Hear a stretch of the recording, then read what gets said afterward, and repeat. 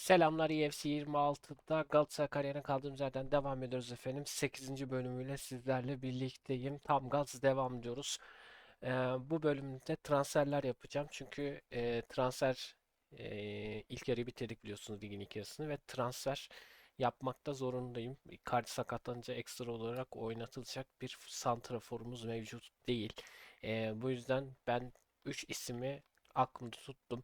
Yani daha doğrusu 3 ismi aklımda tuttum derken 3 ismi eee, düşündüm ve transfer merkezinde aldım efendim. Zaten Lukman'ı biliyorsunuz istiyorlardı Galatasaray. O yüzden gerçekçi olacağı için Lukman'ı, Hakan Çalhanoğlu isteniliyordu. Hakan Çalhanoğlu'nu ve ben bir de Kenan Yıldız'ı düşünüyorum. Kenan Yıldız'ı da alıp sol açıkta şeyle birlikte Barış'la ikisini birlikte oynatmayı düşünüyorum. Ahmet Kutucu'yu düşünmüyorum zaten. Ve bakalım birazcık da ben gelen teklifleri de değerlendireceğim. Şu an 3 tane transferimiz var ama tabii ki de değerlendirmeler yapacağız efendim. Şimdi ilk önce Lookman transferiyle başlamak istiyorum. Evet, hatta burada görelim. Biliyorsunuz kulüp devri yapmıştım ben 1 milyon falan işte avro kulüp devri yapmıştık biliyorsunuz. O yüzden iyi bir paramız olduğu için direkt alıvereceğim hocam. Şimdi 43'müş. Ben 44 vereceğim. 53 bin diyorlar. 53 bin değil de daha şeye kapatabilirsek güzel olur. Mesela 40, 45 verelim. 49 200 dediler. Biraz daha artmamız gerekiyor. Hocam, hocam 46 200'e bırakın o zaman beni. Tamam. 46 200'e evrakla düzenledik. Lukman için görüşme yapabilirsin diyor ve Lukman'a doğru gidiyoruz hocam. Lukman hem merkez ofans orta sahada oynuyor hem de stop santrafor da oynayabiliyor. O yüzden güzel bir oyuncu olacağını düşünüyorum. 84 geni var. 28 yaşında kendisi. Kaç yıl kal? Kaç yıl? 4 yıl kal. 32 yaşına geliyorsun zaten. 2 yıllık diye düşünürler. 3 yıl diyelim. Gerçi o kadar ilerletir miyim bilmiyorum ama yine de haydi bakalım diyoruz. Serbest kalma bedelini reddedelim efendim. Sonrasında maaşa gelelim. Maaşı 110 alıyor musun? O yüzden sana 110 veriyorum ve teklifi yapıyorum. Hazır mısın? Kabul mü ettin? Tamam diyoruz ve ilk transferimizi gerçekleştiriyoruz Galatasaray'a. Lookman hayırlı olsun diyorum. Hem de şöyle bir Lookman'ı da seyredelim efendim. Oyuncu satarız herhalde diye düşünüyorum. Sattığımızda mevki boş kalırsa oyuncular alabiliriz. Şimdi Lookman'ı görmüş oluyoruz. Lookman 84 gen ve iyi bir takım oyuncusu. Sağ açık, sol açık da oynayabiliyor diyorlar. 37-7'ye kapatabilirdin ama sen 43 verdin falan filan 46 verdin dediler. Olsun, yapacak bir şey yok. Lookman'ı aldık ama Lookman buradan gitmedi hocam. He, sezon şeyinde mi gelecek Lookman? Şimdi e, Hakan Çalhanoğlu'yu çok istiyordu herkes. O yüzden Hakan Çalhanoğlu'ya da şöyle bir gidelim. En fazla 48 şey yaparsan iyi olur diyorlar. Şimdi Hakan Çalhanoğlu'na da 48 veriyorum hocam. Ne diyorsunuz? O direkt anlaştınız. Güzel. Anlaşmazsınız diye düşünüyordum ama direkt anlaşıldı. Hakan Çalhanoğlu'nu da kadroya katmak istiyoruz hocam. Bizim için çok önemli bir oyuncu. 31 yaşında. 2 yıllık. Ben de 2 yıllık düşünüyordum. Siz de 2 yıllık dediniz. Güzel. 2 yılda anlaşalım. Serbest kalma maddesi koymuyoruz. Ben bonusları kaldırıyorum hocam. Tamam. Bu şekilde oyuncuların beklentilerini tam olarak karşılamadı. Ancak 85 bin haftalık ücrete kabul ediyor diyor. Vay anasını, ne kazanıyor ha. Ne kazanıyorlar, ne kazanıyorlar, bu harbiden iyi kazanıyor futbolcular. 48 bine de hocam anlaştık. 86 genlik 39'a da kapatabilirdin diyor. Sağlık olsun. Şu an bu oyuncularla anlaştık ama herhalde gelecekler sanırım. Ama ne zaman gelecekler bilmiyorum. İnşallah gelirler. İlk şeyde devre dışı bıraktım, herhalde onu değiştirdiler sanırım transferlerde devre dışına. Eğer değiştirdilerse ilk şeyde alamıyorsam Nanay gülüm nanay olmuşuzdur ama alıyoruzdur inşallah ya diye düşünüyorum. Bir Kenan Yıldız'la da konuşalım da sonra ben bir takvime bakayım ne oluyor ne bitiyor diyerekten. Kenan Yıldız'ı da alma teklifi gönderiyoruz hocam. Kenan Yıldız'ı da görelim takımımızda. Kenan'a ben 47 veriyorum ve olayı kapatıyoruz. Demek ki böyle yapıyorlarsa daha makule alabilirmişiz Kenan'a. Böyle yapınca genelde daha makul çıkıyor. Kenan Yıldız'ı çok önemli dedik. 3 yıl bizde kalıyormuş Kenan. 5 yıl diyelim. Hayır 3 kalacağız. 4 yıl diyelim. 4 yıl anlaştılar. Serbest kalma bedelini reddediyorum hocam Kenan Yıldız'ın. Sonracığıma şurada 84'lük diyoruz. Ve Kenan Yıldız'ı da kadromuza kattık efendim. Şimdi gidip ben bir şeye bakacağım. Hmm, takvime bakacağım. Çünkü önemli bir detay. Takvime bakmam lazım. Kenan Yıldız için ne diyecek bize bakalım. Kenan'ın geni kaçtı bu arada? C dedi. Ortalama fiyat iyi fiyat dedi. Daha iyi alabilirdik. Bakalım kaç geldi? 80 geldi. Merkez ofansif ve SLO oynuyor. Biz onu SLO olarak oynatmayı düşünüyorum. 40 anlaşılırmış. Sağlık olsun. Şimdi ben takvime gelmek istiyorum. Takvimde hmm. Oğlum bu oyuncular sonra mı gelecek bana? Yeni transfer dönemi bitişi. Yeni transfer dönemi başlangıcı işte başlangıçtayım ben. Allah Allah. Çok ilginç. Gerçekten de yani gelmesi lazım. Devre dışı bırakmıştım ilk hani ortalık şey olmasın diye yani gerçekçi kadrolarla oynayalım diye ama o da herhalde şey yaptı. Beni bir sene mi acaba devre dışı bırakıyoruz? Harbiden bir devre eğer öyleyse şey yedik ama şurada şey ibaresi var. Ee, yani transfer dönemi bitişi ibaresi var. O zaman Ocak ayına geçince olacak. Ha biz Aralık'taymışız pardon ben. Ocak ayına geldik zannediyorum ne bileyim. Success'lerde habire onu Ocak ayına götürüyorsun ya. Simülasyonda öyle düşündüm. Demek ki Ocak'ta gelecek bu oyuncular. Evet Yusuf Demir için de habire görüşülüyordu benimle. Yusuf Demir'e çok geliyordu. Vermek istemiyordum ama çocuğu da artık elde tutmayalım, oynatmıyoruz. Bir görüşme yapalım Yusuf Demir için. Yusuf Demir de verdikleri bence yeterli ama hadi bakalım bir iki buçuk görüşmesini yapalım. Samsun'a gitsin madem yeni transfer. Abi onu verdiyseniz hiç uzatma 2750 de ver. Bu işi burada kapatalım. Tamam dediler. Burada anlaştık dediler ve el sıkışıldı hocam. Evet oyuncularımız şimdi geliyor gördüğünüz üzere. Hakan Çalhanoğlu hemen bir giriş yaptı. Ne oluyor dedim bir an ara bir sahne geride. 1 Ocağı geçtiğimiz için oluyor büyük ihtimalle. Evet Hakan Çalhanoğlu testlerden geçti hocam.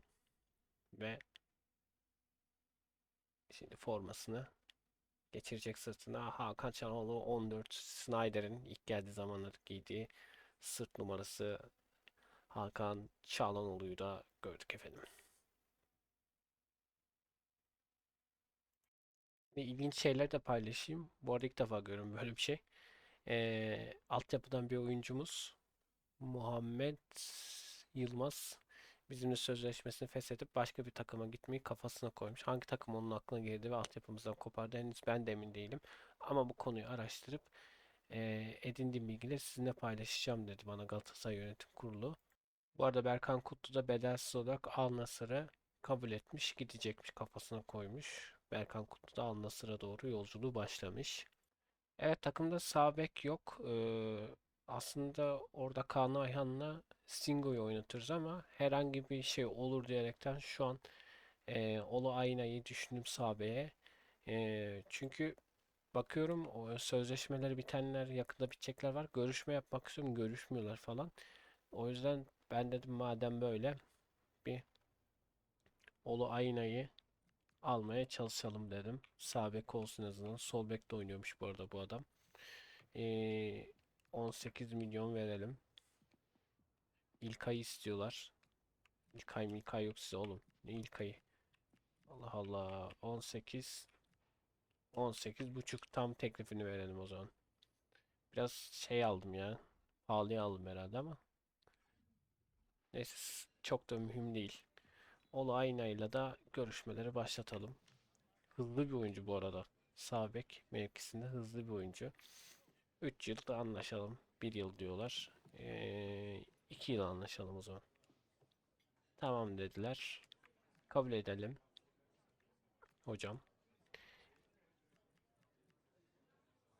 90 94 tam verelim de tamamen alsın. Evet, Ola Ayna'yı da takımımıza almış bulunmaktayız. Tabi transfer dönemine kadar bizim oyunculardan ayrılanlar olursa o mevkiye belki alabilirim birkaç kişiyi ama şu anlık ayrılan yok. Berkan Kutlu gidiyor bedelsiz olarak. Yusuf Demir'i sattık. Ahmet Kutucu'yu transfer listesine ekledim. O da gider diye düşünüyorum inşallah.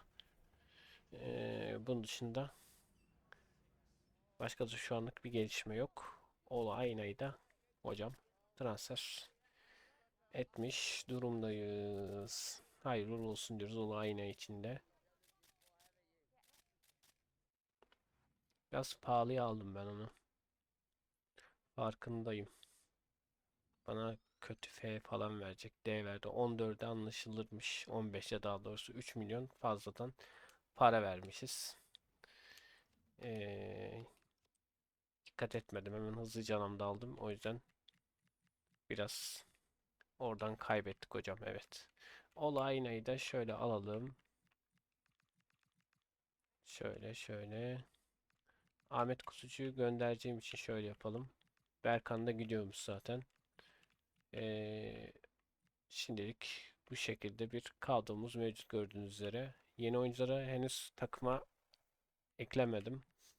İkinci yarıda sokmayı düşünüyorum. Şu an genel şeyi bozmak istemiyorum ama geldiklerinden beri artı 2 falan veriyorlar. Bakın Lukman veriyor, sonra Kenan Yıldız veriyor.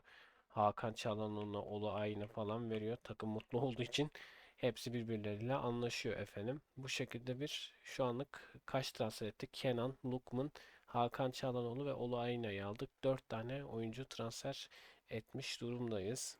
Bu arada transfer istekleri gelip duruyor ama Victor Osimhen de bu arada 87 idi herhalde yanlış hatırlamıyorsam. 89'a kadar ulaştı gerçekten de güzel. Ve Osimhen'e de teklif geldi. Real Madrid istiyor. Biz vermeyeceğiz tabii hocam. Niye verelim? Gabriel Sara'yı istediler vermedim. Torreira'yı istediler vermedim. Sané'yi istediler vermedim. Barış Alper'i de istediler vermedim. Berkan da gitti zaten yapacak bir şey yok artık onda. Evet, Berkan Kutlu'nun haberi geldi. D verdiler. Abi Berkan ne ara gitti kayboldu bilmiyorum. 4 milyon kazanacağımıza hiçbir şey kazanmadık. Bedelsiz şeklinde Berkan elveda dedi. Bu arada 2 tane transfer teklifleri var. Biri takas teklifiymiş. Lovrich'le. Lovrich'e bakalım. Lovrich takas oyuncusundaki MO 75'lik. Bana gerek yok hocam. Teklifi reddediyorum ama Ahmet Kutucu için görüşelim. Ahmet Kutucu da 2150 vermişler tam. Ahmet Kutucu'ya. Trabzonspor. Da biraz ben ona şöyle 2550 verin Fatih hocam. Tamam dedi. Anlaşmayı bozmak istemiyoruz, veriyoruz dedi ve Ahmet Kutucu'yu da gönderdik inşallah. Evet, Ahmet Kutucu hani bazen şey oluyor, anlaşıyorsunuz gitmiyor ya. Bu sefer Ahmet Kutucu'yu gönderdik efendim. Ahmet Kutucu'yu düşünmüyordum zaten takımda ve onu da yol vermiş olduk efendim. Sağlık olsun diyoruz. Bu animasyonda sanki böyle doktor gelmiş de çantayı öyle bir yapmışlar ki doktor sanki doktor gibi geliyor, gidiyor gibi. Sanki bir sakatlanma oldu gibi bir izlenim vermişler. Daha iyi yapabilirlerdi. Ama üstüne düşmüyor hepsi bunun. 3 milyonu %de verebilirmişiz bu arada. Ben direkt 2550'ye verdim artık. Evet, bu bölüm transfer bölümü olsun. Yani oyuncuları falan getirdik. O şekilde olsun. Burada bir şeye girmeyeceğim. maç girmeyi düşünmüyorum. Ee, O yüzden aldığımız oyuncular zaten biliyorsun 4 tane oyuncu var. Sonraki bölümde belki bir transfer falan filan yaparsam o zaman 4 oyuncu dışında size göstermiş olurum. Zaten elimizdeki oyuncuları çıkarttım elimden. Berkan Kutlu daha gitmedi, ayrılıyordu ama burada duruyor hala Berkan. Belki de anlaşamadı, bilmiyorum artık. Biz Hakan Çalhanoğlu dediğim gibi Kenan Yıldız, sonrasında Olu Aynay'ı ve Lukman'ı getirdik. 4 transferimizi yaptık. Singo yerinde mutsuz duruyor. Buraya aldığımda Singo stoper olarak düşünülebilir oluyor. Abdülkerim'i o zaman şey atalım. Bu şekilde olsun. Kaptanımız da Torreira oldu efendim. Torreira kaptanımız olsun. Değişiklik olsun bu sefer. Olayna'yı böyle Abdülkerim yerine de Singo'yu oynatalım. Bu şekilde yapalım. Eksiye düştüğü için Abdülkerim'i çektim. Düşmeseydi sağ bekte hala oynatırdım. Aslında var ya, ben şeye Singo'ya demiştim ki sağ bek oynama hani öğren demiştim. Ama niyeyse hala ünlem işaretinde kaç haftalar geçti, Singo hala öğrenecek efendim. Evet tabii dediğim gibi bu bölüm transfer bölümü olsun diyorum. Ve diğer bölümde 9. bölüm mü oluyor? 9. bölümde artık birkaç maç yaparız. Şampiyonlar Ligi maçlarını yaparız mesela. Böyle önemli maçlar falan filan olunca onları falan yaparız. Diyorum ve videomuzu burada sonlandırıyorum. Kendinize iyi bakın. Yeni videolarımızda görüşmek üzere. Hoşça kalın. Bay bay.